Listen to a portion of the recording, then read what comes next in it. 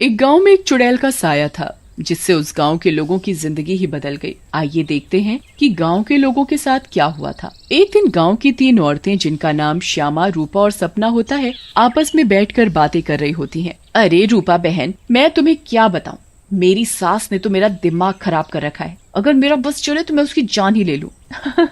अरे क्या हुआ श्यामा बहन, इतना गुस्से में क्यों हो? शांति मौसी ने क्या कर दिया? हाँ तुम घर में अकेली हो ना, इसीलिए इतने मजे से रहती हो। हमसे पूछो जिनकी सास है, एक तो खाती हैं इतना, रोटी बना बना कर मेरे तो हाथ ही थक जाते हैं, ऊपर से हर काम में कमियां निकालती हैं। सही कह रही हो श्यामा बहन, मेरी कहानी भी कुछ कुछ तुम्हारी तरह ही है। मैं तो जरा सा अपने मर्द के साथ बैठ क्या जाऊं, पता नहीं कहां से बुढ़िया को खबर मिल जाती है, वहीं आकर सर पर खड़ी हो जाती है।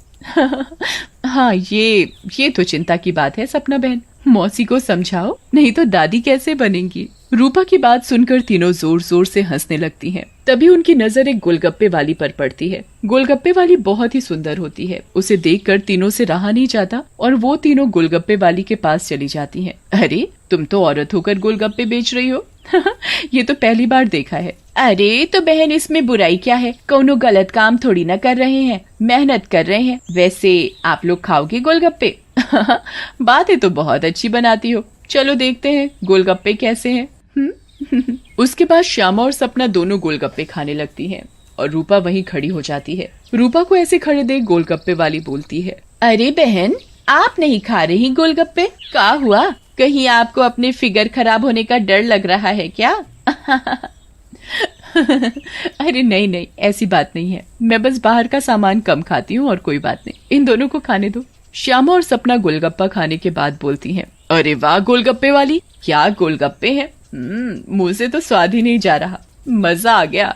ऐसे गोलगप्पे मैंने जिंदगी में कभी नहीं खाए, तुम तो रोज आया करो, मैं तो रोज ही खाऊंगी। हाँ हाँ हाँ बहन जी, ये भी कहने की बात है, अब तो मैं रोज ही आया करूंगी, नया नया काम जो खोला है। उसके बाद वो गोलगप्पे वाली वहां से चली जाती है और वो तीनों औरतें भी अपने अपने घर चली जाती हैं। अगली सुबह रूपा पानी भरने के लिए कुएं पर जाती है। वहाँ औरतें आपस में बातें कर रही होती हैं। अरे रूपा बहन, पता है तुम्हें श्यामा और सपना कहाँ है? कहाँ है मतलब? अरे अपने घर पर होंगी और कहाँ? आहा, अरे नहीं रूपा बहन, वो दोनों अपने घरों से गायब हैं। कोई कह रहा था कि उनका चक्कर चल रहा था मर्दों के साथ और उन्हीं के साथ घर छोड़कर भाग गई हैं। बेचारे उन दोनों के पति। रूपा को ये बात सुनकर बहुत गुस्सा आता है और वो बोलती है, तुम्हें शर्म आनी चाहिए, औरत होकर औरतों के बारे में ऐसी बातें करते हो। ऐसा कहकर रूपा वहाँ से चली जाती है। शाम को वही गोलगप्पे वाली गांव में फिर से आती है। चीनू और टीनू नाम के 2 मंचुले उसे देखकर बोलते हैं, अबे टीनू, वो देख क्या लड़की है, एकदम एक नंबर, ये तो तेरी भाभी बनने लायक है बीड़ू। सही कह रहा है चीनू, लेकिन इसमें थोड़ा गलती होने का, ये अपन की नहीं, तेरी भाभी बनने लायक है, समझा क्या? फिर वो दोनों गोलगप्पे वाली के पास जाते हैं और बोलते हैं, ए गोलगप्पे वाली, क्या गोलगप्पे खिलाएगी हम दोनों को? आप दोनों भी कैसी बातें करते हैं, ये गोलगप्पे क्या मैंने पानी भरकर होली में मारने के लिए रखे हैं? आप बहुत मजाक किया हो मेरी तरह। वैसे क्या नाम है आपका? नाम में क्या रखा है साहब, आप गोलगप्पे खाइए ना, अगली बार आऊंगी तो नाम भी पता चल जाएगा। फिर चीनू और टीनू गोलगप्पे खाने लगते हैं। वाह, क्या गोलगप्पे हैं, इतने टेस्टी, लगता है तुम्हारे हाथ चूम लूं। मजा आ गया, मजा। फिर टीनू और चीनू गोलगप्पे वाली के सारे गोलगप्पे खा जाते हैं। अरे आप दोनों तो बहुत सारे गोलगप्पे खा गए, कहीं आपका पेट ना खराब हो जाए। कुछ नहीं होगा हम दोनों को, हम दोनों का बॉडी एकदम स्टील के माफिक है। वैसे कल आएंगी आप यहाँ? लेकिन गोलगप्पे वाली कुछ नहीं बोलती और वहाँ से चली जाती है। रात में ज्यादा गोलगप्पे खाने की वजह से टीनू और चीनू के पेट में दर्द होता है। हाय रे, मर गया। अरे टीनू भाई, ये लड़के का चक्कर अपन दोनों के लिए भारी पड़ गया रे। बहुत तेज दर्द हो रहा है पेट में। सही बोल रहा है भाई, अपन के पेट में भी बहुत गुड़गुड़ गुड़गुड़ सा हो रहा है और टॉयलेट तो कई बार होकर आया। मर गया रे, फिर से आ गई। टीनू और चीनू दर्द के मारे पेट पकड़कर बैठे होते हैं। तभी वो गोलगप्पे वाली उनके पास आ जाती है और बोलती है, क्या हुआ मेरे आशिकों, ऐसे क्यों बैठे हो, पेट में दर्द हो रहा है क्या? तुम्हें पता था क्या मिलाया है तुमने इसमें, बताओ। लेकिन तभी गोलगप्पे वाली चुड़ैल के रूप में आ जाती है।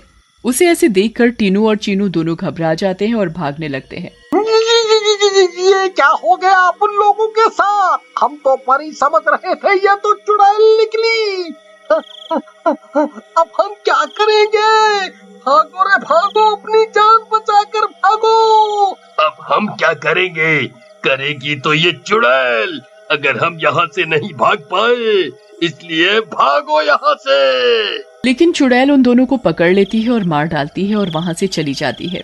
इसके बाद तो मानो ये रोज की बात हो जाती है। रोज वो चुड़ैल गोलगप्पे वाली बनकर आती और गोलगप्पे खिलाकर रात में लोगों को मार डालती। इन सब से गांव वाले बहुत परेशान हो जाते हैं और एक दिन पंचायत बिठाते हैं। पंचायत में रूपा भी जाती है। अरे भाइयों, गांव संकट में है, हम सबको मिलकर इस समस्या का समाधान निकालना पड़ेगा, नहीं तो एक एक करके पूरा गांव ही खाली हो जाएगा। तभी रूपा का पति दीनू बोलता है, लेकिन सरपंच जी, हमें तो कुछ पता नहीं है कि ये सब कौन कर रहा है, या लोग अपने आप घर छोड़कर जा रहे हैं।